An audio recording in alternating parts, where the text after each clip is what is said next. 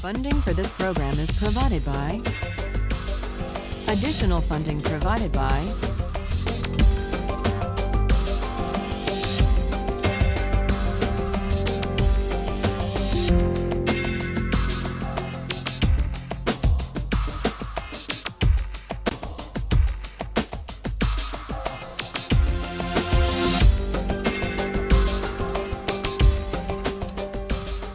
Today we turn to John Locke.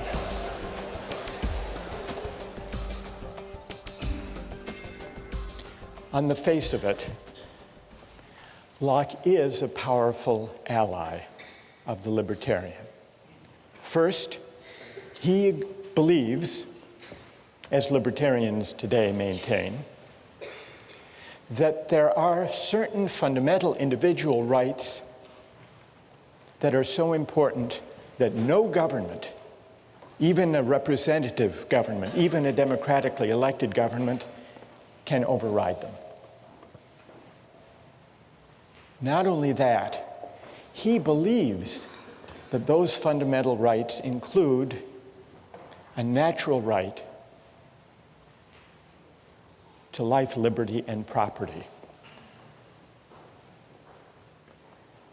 And furthermore, he argues that the right to property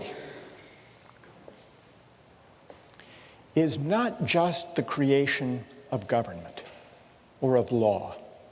The right to property is a natural right in the sense that it is pre-political. It is a right that attaches to individuals as human beings, even before government comes on the scene, even before parliaments and legislatures enact laws to define rights and to enforce them. Locke says in order to think about what it means to have a natural right, we have to imagine the way things are before government, before law. And that's what Locke means by the state of nature. He says the state of nature is a state of liberty.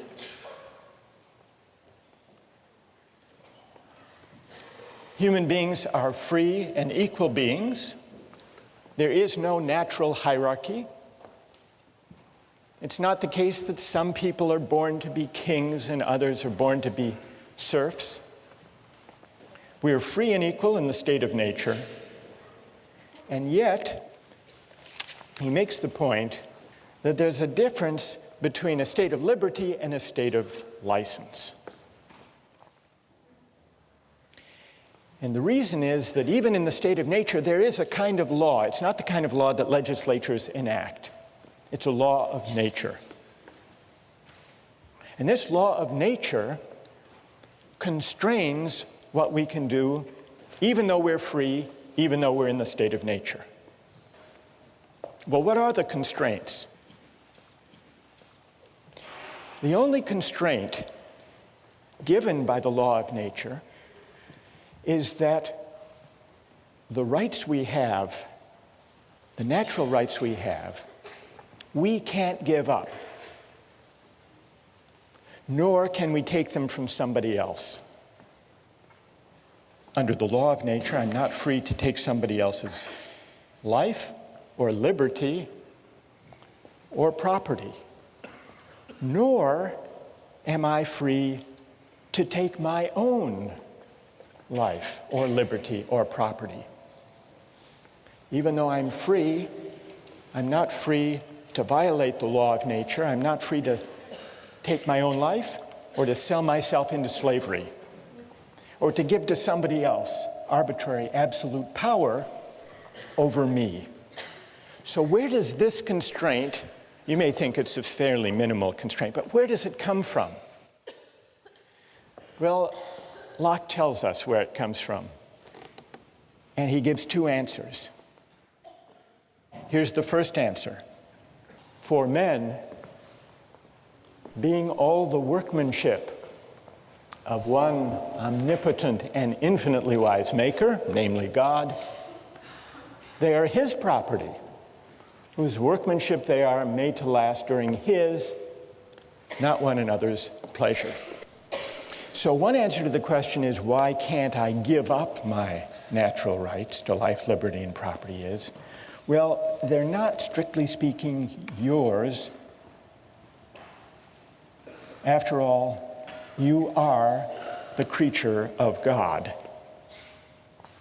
God has a bigger property right in us, a prior property right. Now you might say that's an unsatisfying, unconvincing answer, at least for those who don't believe in God. What did Locke have to say to them?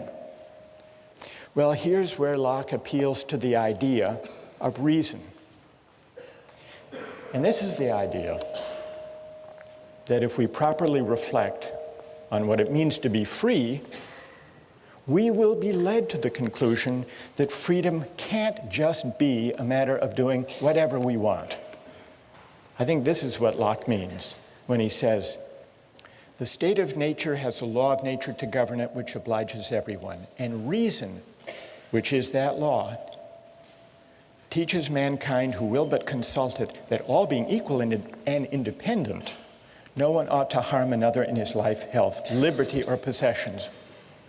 This leads to a puzzling, paradoxical feature of Locke's account of rights. Familiar in one sense, but strange in another. It's the idea that our natural rights are unalienable. What does unalienable mean? It's not for us to alienate them or to give them up, to give them away, to trade them away, to sell them. Consider an airline ticket. Airline tickets are non-transferable, or tickets to the Patriots or to the Red Sox. Non-transferable tickets are unalienable. I own them in the limited sense that I can use them for myself, but I can't trade them away. So in one sense, an unalienable right, a non-transferable right, makes something I own less fully mine.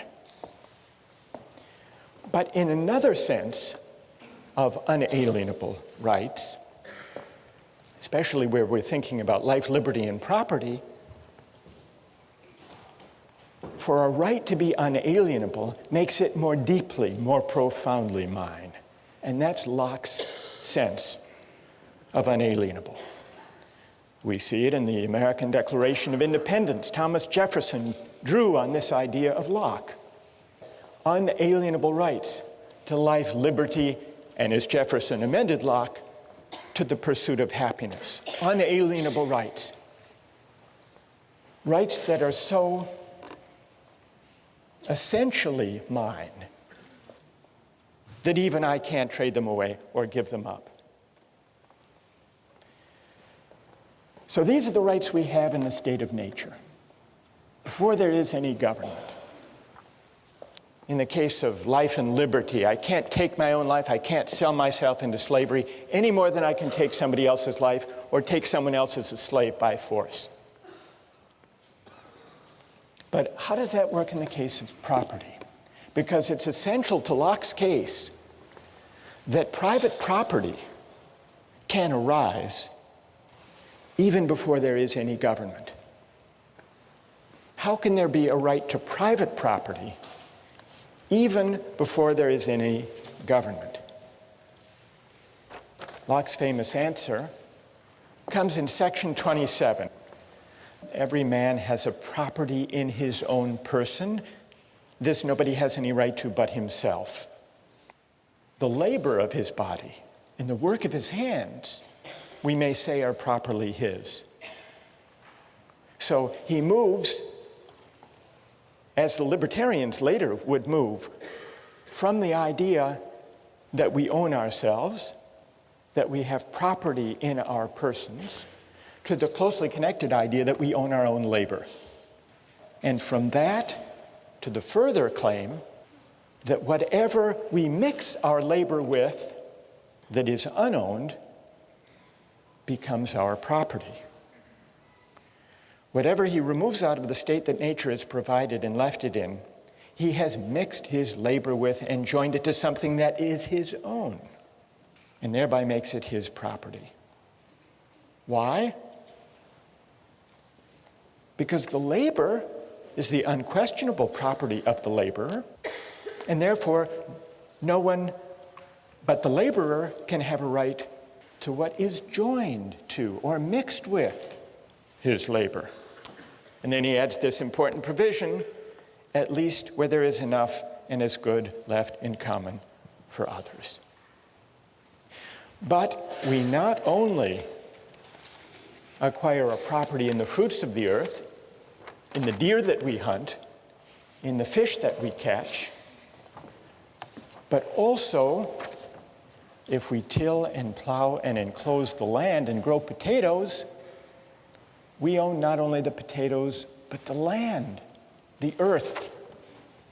As much land as a man tills, plants, improves, cultivates, and can use, the product of, so much is his property. He, by his labor, encloses it from the commons.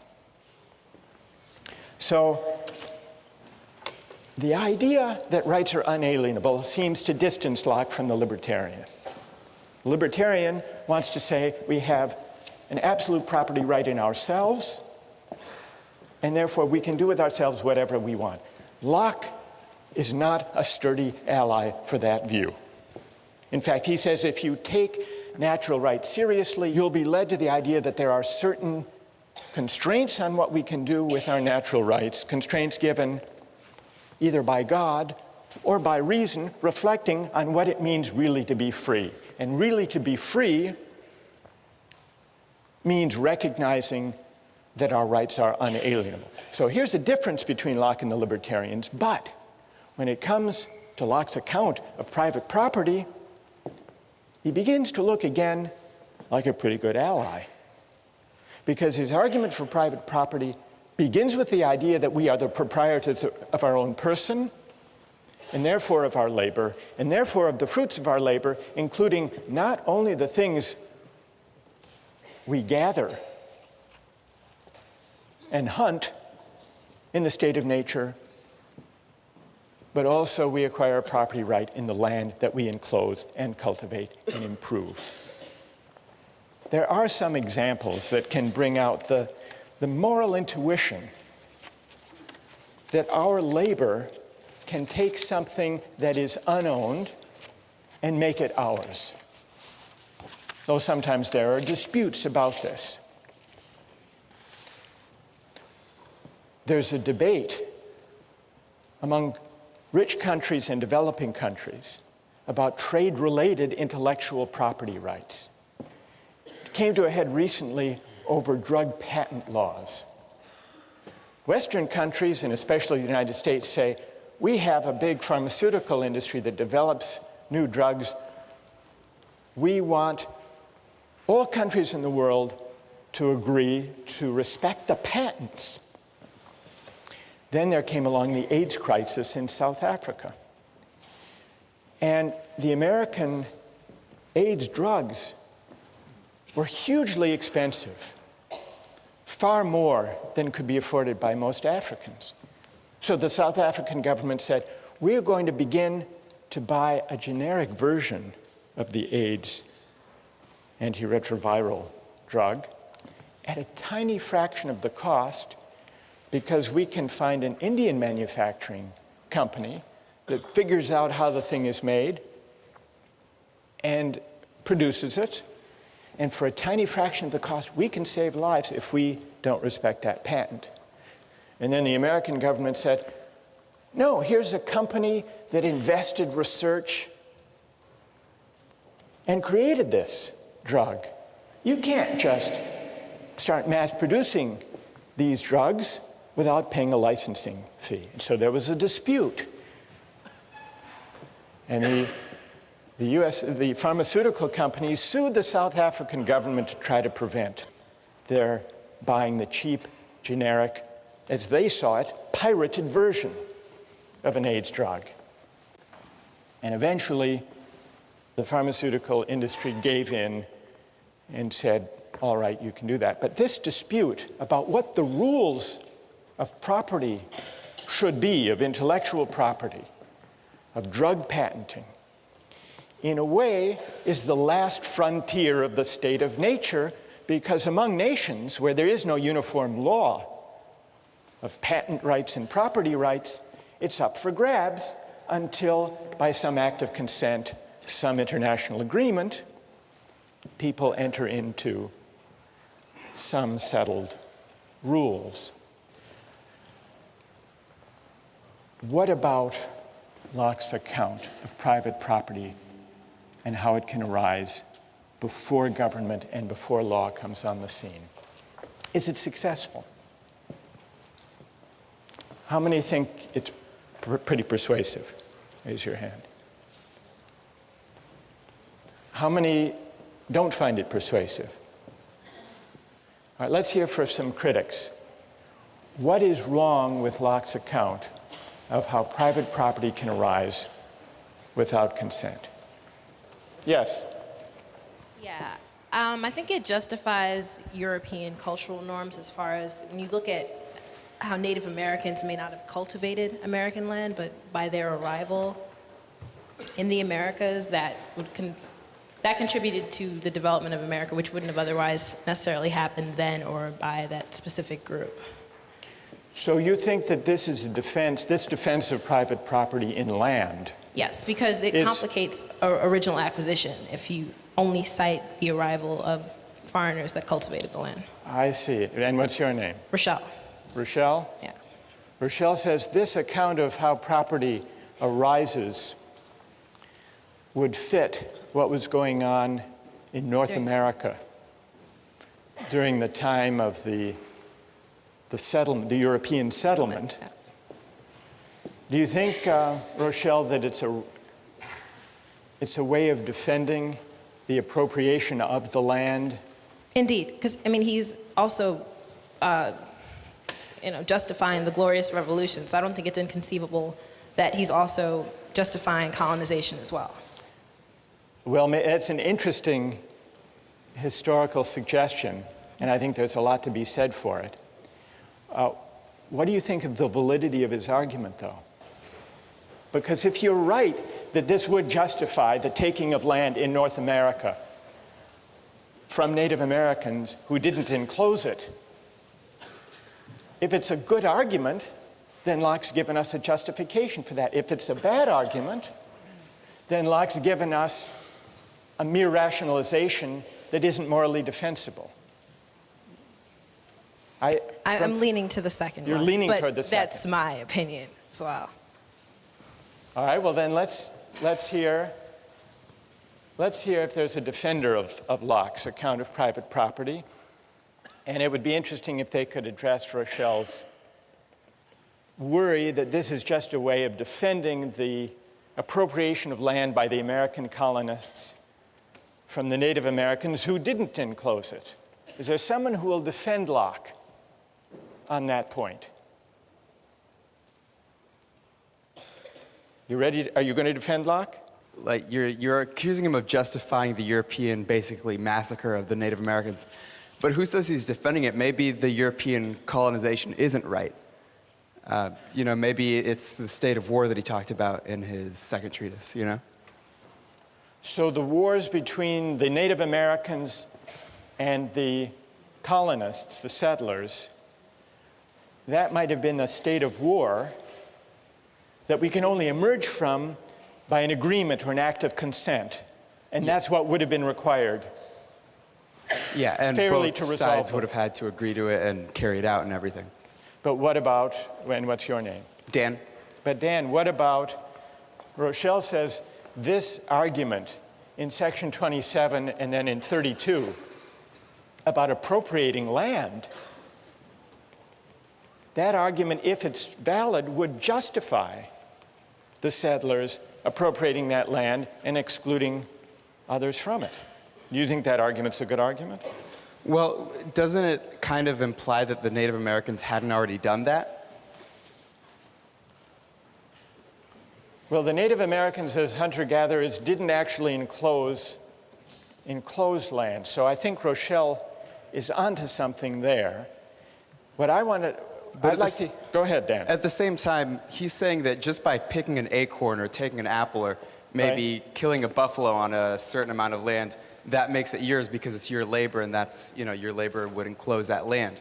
So by that definition, maybe they didn't have fences around little plots of land, but They were using it. Yeah, They were by using Locke's it. definition. So because maybe they by mixed their Locke's labor. definition, the Native Americans could have claimed a property right in the land itself. But they just All right. didn't have Locke on their side, as Good. she points out. Okay, that's good.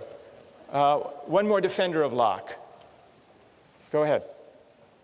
Well, I mean, just to defend Locke, he does say that there are some times in which you can't take another person's land. For example, you can't acquire land that is common property. See, people in terms of American Indians, I feel like they already had civilizations themselves, and they were using land in common. So it's kind of like an analogy to what he was talking about with like the common English property. You can't take land that everybody's sharing in that's common. interesting. And That's also, interesting. you can't take land unless you make sure that there's as much land as possible left for other people to take as well. So if you're taking so you have to make sure that whenever you take land, or that there's enough left for other people to use. That's Right. just as good as the land that you took. So. That's true.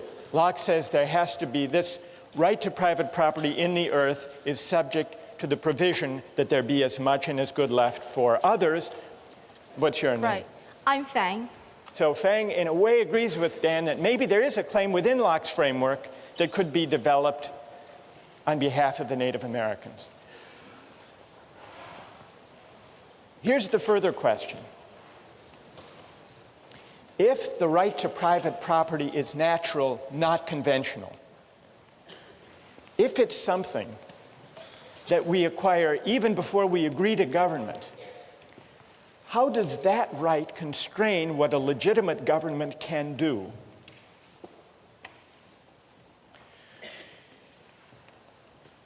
In order finally to see whether Locke is an ally or potentially a critic of the libertarian idea of the state, we have to ask what becomes of our natural rights once we enter into society. We know that the way we enter into society is by consent, by agreement, to leave the state of nature and to be governed by the majority and by a system of laws, human laws. But those human laws are only legitimate if they respect our natural rights, if they respect our unalienable rights to life, liberty, and property. No parliament, no legislature, however democratic its credentials, can legitimately violate our natural rights. This idea that no law can violate our right to life, liberty, and property would seem to support the idea of a government so limited that it would gladden the heart of the libertarian after all. But those hearts should not be so quickly gladdened, because even though for Locke the law of nature persists once government arrives, even though Locke insists on limited government, government limited by the end for which it was created, namely the preservation of property, even so, there's an important sense in which what counts as my property, what counts as respecting my life and liberty, are for the government to define. That there be property, that there be respect for life and liberty is what limits government. But what counts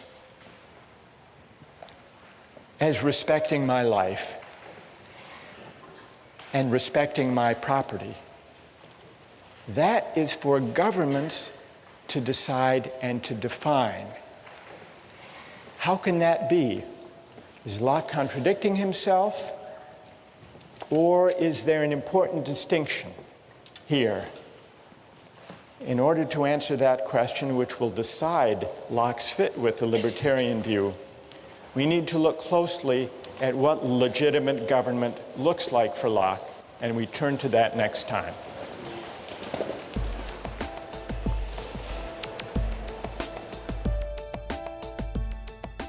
Nikolai, if you didn't think you'd get caught, would you pay your taxes? I don't think so.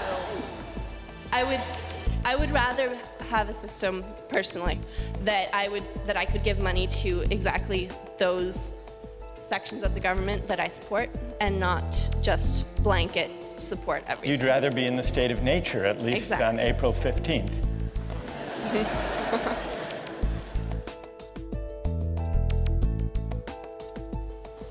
Last time, we began to discuss Locke's state of nature, his account of private property, his theory of legitimate government, which is government based on consent and also limited government. Locke believes in certain fundamental rights that constrain what government can do, and he believes that those rights are natural rights, not rights that flow from law or from government. And so Locke's great philosophical experiment is to see if he can give an account of how there could be a right to private property without consent before government and legislators arrive on the scene to define property. That's his question. That's his claim. There is a way, Locke argues, to create property, not just in the things we gather and hunt, but in the land itself, provided there is enough and is good left for others. Today I want to turn to the question of consent, which is Locke's second big idea. Private property is one, consent is the other. What is the work of consent? People here have been invoking the idea of consent since we began, since the first week. You remember when we were talking about pushing the fat man off the bridge, someone said, but he didn't agree to sacrifice himself. It would be different if he consented. Or when we were talking about the cabin boy, killing and eating the cabin boy, some people said, well, if they had consented to a lottery, it would be different. Then it would be all right. So consent has come up a lot. And here in John Locke, we have one of the great philosophers of consent. Consent is an obvious, familiar idea in moral and political philosophy. Locke says that legitimate government is government founded on consent, and who nowadays would disagree with him? Sometimes when the ideas of political philosophers are as familiar as Locke's ideas about consent, it's hard to make sense of them, or at least to find them very interesting. But there are some puzzles, some strange features of Locke's account of consent as the basis of legitimate government, and that's what I'd like to take up today. One way of testing the plausibility of Locke's idea of consent, and also of probing some of its perplexities,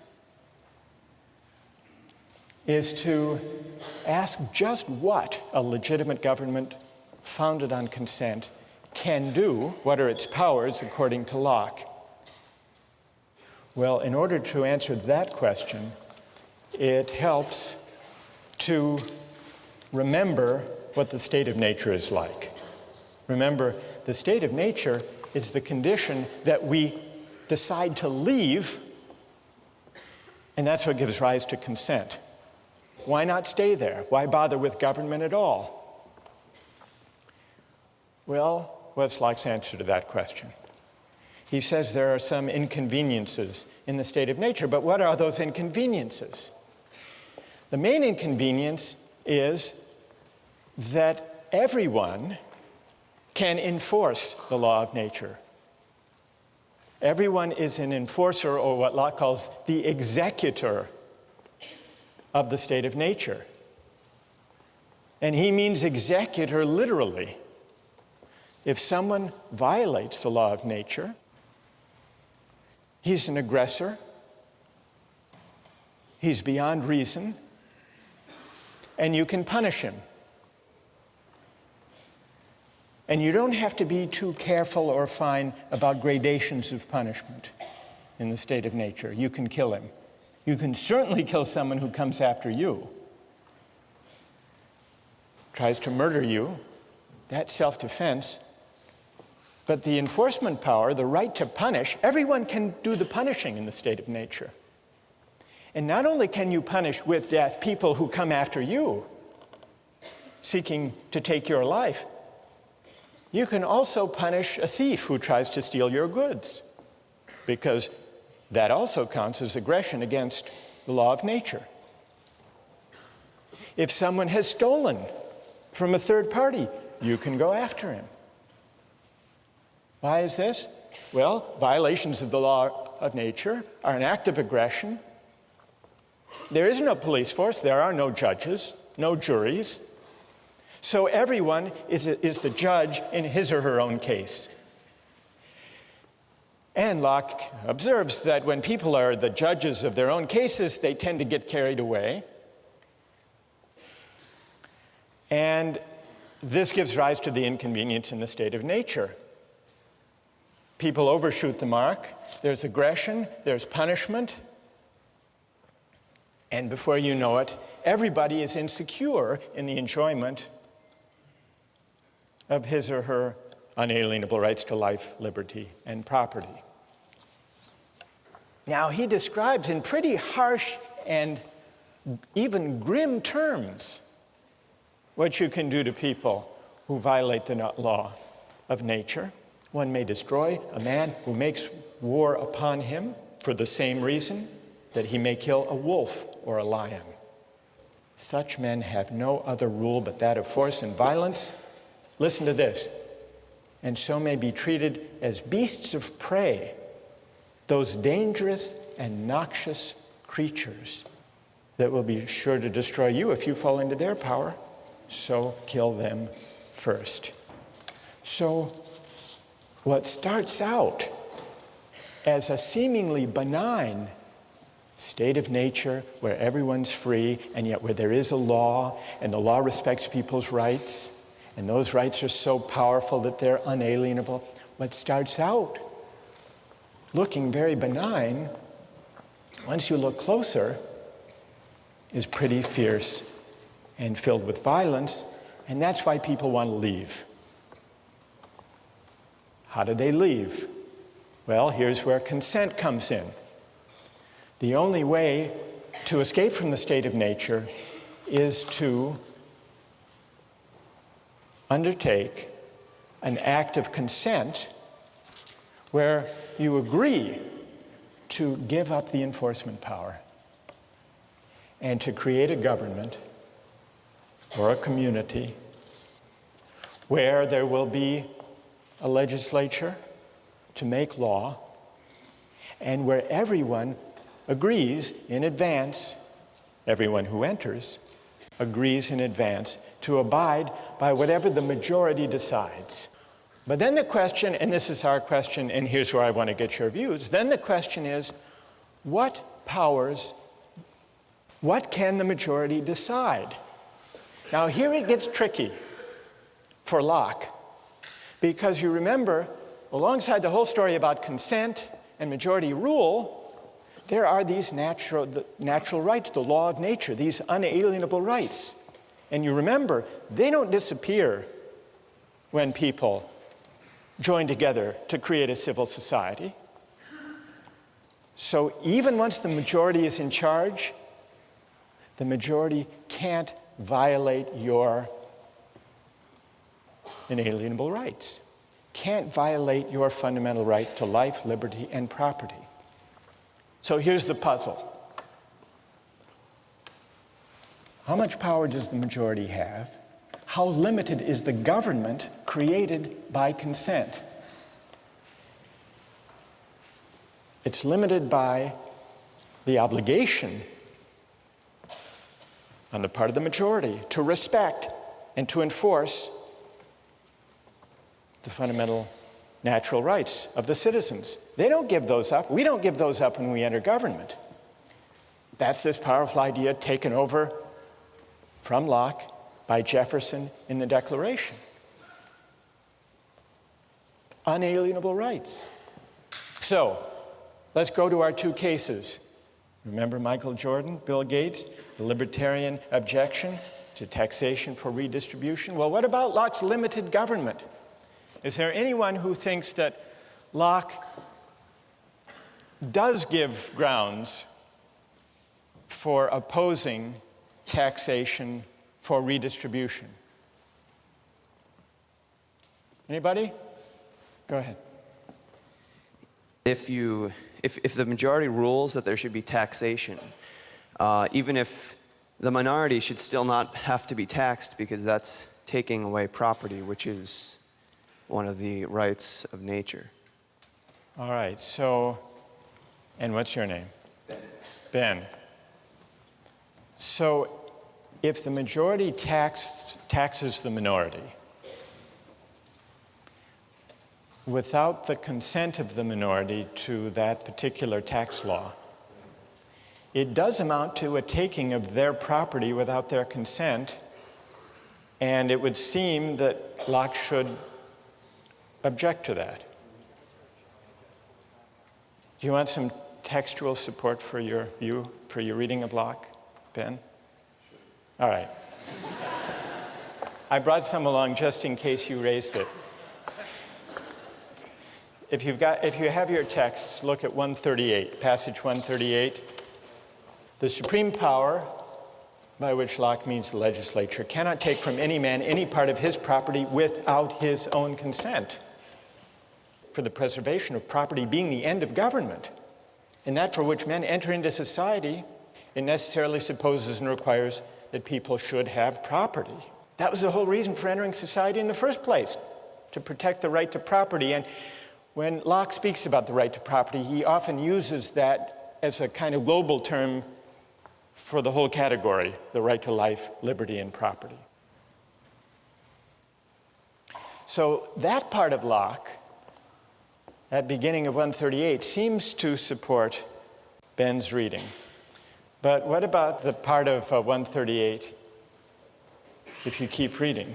Men, therefore, in society having property, they have such a right to the goods which by the law of the community are theirs. Look at this. And that no one can take from them without their consent. And then at the end of this passage, he says, so it's a mistake to think that the legislative power can do what it will and dispose of the estates of the subject arbitrarily or take any part of them at pleasure. Here's what's elusive. On the one hand, he says, the government can't take your property without your consent. He's clear about that. But then he goes on to say, I mean, that's the natural right to property. But then it seems that property, what counts as property, is not natural but conventional, defined by the government. The goods which by the law of the community are theirs. And the plot thickens if you look ahead to section 140. In 140, he says governments can't be supported without great charge. Government is expensive. And it's fit that everyone who enjoys his share of the protection should pay out of his estate. And then here's the crucial line. But still it must be with his own consent, i.e. the consent of the majority, giving it either by themselves or through their representatives. So what is Locke actually saying? Property is natural in one sense, but conventional in another. It's natural in the sense that we have a fundamental, unalienable right that there be property, that the institution of property exist and be respected by the government. So an arbitrary taking of property would be a violation of the law of nature and would be illegitimate. But it's a further question, here's the conventional aspect of property, it's a further question what counts as property, how it's defined, and what counts as taking property, and that's up to the government. So the consent, here we're coming back to our question, what is the work of consent? What it takes for taxation to be legitimate is that it be by consent, not the consent of Bill Gates himself if he's the one who has to pay the tax, but by the consent that he and we, all of us within the society, gave when we emerged from the state of nature and created the government in the first place. It's the collective consent. And by that reading, it looks like consent is doing a whole lot, and the limited government consent creates isn't all that limited. Does anyone want to respond to that or have a question about that? Go ahead. Stand up. Well, I'm just wondering what Locke's view is on once you have a government that's already in place, whether it is possible for people who are born into that government to then leave and return to the state of nature. I mean, I don't think that Locke mentioned that at all in the... What do you think? Well, I think as the convention, it would be very difficult to leave the government because you are no longer... because nobody else is just living in the state of nature, everybody else is now governed by this legislature. What would it mean today, you're asking? And what's your name? Well, Nicola. Nicola, to leave the state, suppose you wanted to leave civil society today, you want to withdraw your consent and return to the state of nature. Well, because you didn't actually consent to it, you were just born into it. It was Okay. your ancestors who joined. Right. So, You didn't sign the social contract. I didn't sign it. exactly. All right, so what does Locke say there? Yeah. I don't think Locke says that you have to sign anything. I think that he says that it's kind of implied consent. By living and taking government services, you are implying that you're consenting to the government taking things from you. All right, so implied consent, that's a partial answer to this challenge. Now, you may not think that implied consent is as good as the real thing. Is that what you're shaking your head about, Nikolai? Speak up. Stand up and speak up. I don't think that necessarily just by utilizing the government's various resources that we are necessarily implying that we agree with the way that this government was formed, or that we have consented to actually join into the social contract. So you don't think the idea of implied consent is strong enough to generate any obligation at all to obey the government? Not necessarily, no. Nikolai, if you didn't think you'd get caught, would you pay your taxes? I don't think so. I would rather have a system personally that I could give money to exactly those sections of the government that I support and not just blanket support everything. You'd rather be in the state of nature, at least Exactly. on April 15th.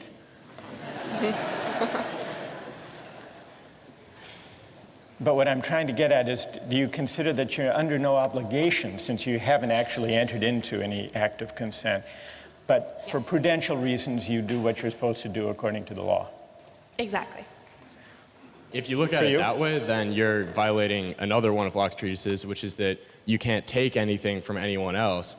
Like you can't take the government services and then not give them anything in return. If you want to go live in the state of nature, that's fine, but you can't take anything for the government because by the government's terms, which are the only terms under which you can enter the agreement, say that you have to pay taxes to take those things. So you're saying that Nicola can go back into the state of nature if she wants to, but she can't drive on Mass Ave. Exactly. Right. I want to raise the stakes beyond using Mass Ave, Yes. and even beyond taxation. What about life? What about military conscription? Yes. What do you say? Stand up. First of all, we have to remember that sending people to war is not necessarily implying that they'll die. I mean, obviously, you're not raising their chances here, but it's not a death penalty. So if you're going to discuss whether or not military conscriptions is equivalent to, suppressing people's right to life, you shouldn't approach it that way. Secondly, the real problem here is Locke has this view about consent and natural rights. But you're not allowed to give up your natural rights either. So the real question is, how does he himself figure it out between I agree to give up my life, give up my property when he talks about taxes or military conscription for the fact. But I guess Locke would be against suicide. And that's still, my own consent. I agree. Good. All right. taking What's my your life. name? Eric. So Eric brings us back to the puzzle we've been wrestling with since we started reading Locke. On the one hand, we have these unalienable rights to life, liberty, and property, which means that even we don't have the power to give them up. And that's what creates the limits on legitimate government. It's not what we consent to that limits government. It's what we lack the power to give away when we consent that limits government. That's the point at the heart of Locke's whole account of legitimate government. But now you say, well, if we can't give up our own life, if we can't commit suicide, if we can't give up our right to property, how can we then agree to be bound by a majority that will force us to sacrifice our lives or give up our property? Does Locke have a way out of this? Or is he basically sanctioning an all-powerful government, despite everything he says about unalienable rights? Does he have a way out of it? Who would speak here in defense of Locke or make sense, find a way out of this predicament? All right, go ahead. I feel like there's a general distinction to be made between the right to life that individuals possess and the fact that the government cannot take away a single individual's right to life. I think if you look at conscription as the government picking out certain individuals to go fight in war, then that would be a violation of their rights, their natural right to life. On the other hand, if you have conscription, let's say a lottery, for example, then in that case, I would view that as the population picking their representatives to defend them in the case of war. The idea being that since the whole population cannot go out there to defend its own right to property, it picks its own representatives through a process that's essentially random. And then these sort of elected representatives go out and fight for the rights of the people. It works very similar, it works just like an elected government, in my opinion. All right, so an elected government can conscript citizens to go out and defend the way of life, the community that makes the enjoyment of rights possible? I think it can, because to me it seems that it's very similar to the process of electing representatives to a legislature. Although here, it's as if the government is electing by conscription certain citizens to go die for the sake of the whole. Is that consistent with respect for a natural right to liberty? Well, what I would say there's a distinction between picking out individuals and having a random choice of individuals. Like picking out, let me make sure, between picking out individuals. Well, right, what's your name? Gokul. Gopal says there's a difference between picking out individuals to lay down their lives and having a general law. I think this is the answer Locke would give, actually, Gopal. Locke is against arbitrary government. He's against the arbitrary taking, the singling out of Bill Gates to finance the war in Iraq. He's against singling out a particular citizen or group of people to go off and fight. But if there's a general law such that the government's choice, the majority's action, is non-arbitrary, it doesn't really amount to a violation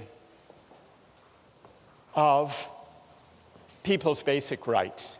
What does count as a violation is an arbitrary taking, because that would essentially say, not only to Bill Gates, but to everyone, there is no rule of law. There is no institution of property, because at the whim of the king, or for that matter of the parliament, we can name you or you to give up your property or to give up your life. But so long as there is a non-arbitrary rule of law, then it's permissible. Now, you may say this doesn't amount to a very limited government. And the libertarian may complain that Locke is not such a terrific ally after all. The libertarian has two grounds for disappointment in Locke. First, that the rights are unalienable, and therefore I don't really own myself after all. I can't dispose of my life or my liberty or my property in a way that violates my rights. That's disappointment number one. Disappointment number two, once there's a legitimate government based on consent, the only limits for Locke are limits on arbitrary takings of life or of liberty or of property. But if the majority decides, if the majority promulgates a generally applicable law, and if it votes duly according to fair procedures, then there is no violation, whether it's a system of taxation or a system of conscription. So it's clear that Locke is worried about the absolute arbitrary power of kings. But it's also true, and here's the darker side of Locke, that this great theorist of consent came up with a theory of private property that didn't require consent,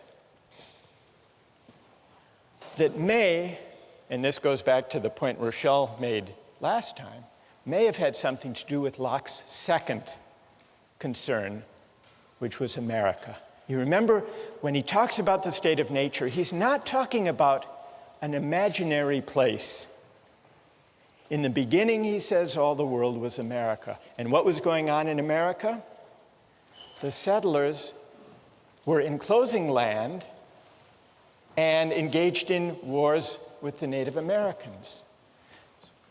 Locke, who was an administrator of one of the colonies, may have been as interested in providing a justification for private property through enclosure without consent, through enclosure and cultivation, as he was with developing a theory of government based on consent that would rein in kings and arbitrary rulers. The question we're left with, the fundamental question we still haven't answered is, what then becomes of consent? What work can it do? What is its moral force? What are the limits of consent? Consent matters not only for governments, but also for markets. And beginning next time, we're going to take up questions of the limits of consent in the buying and selling of goods.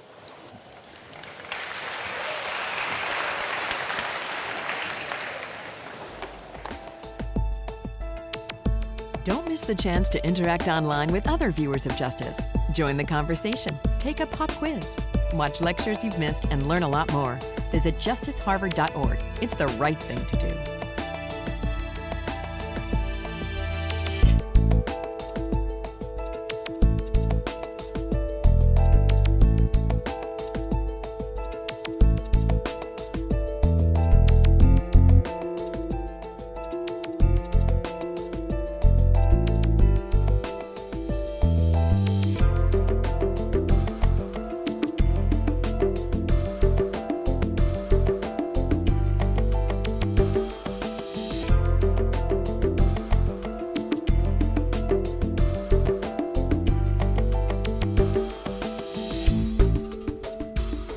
Funding for this program is provided by...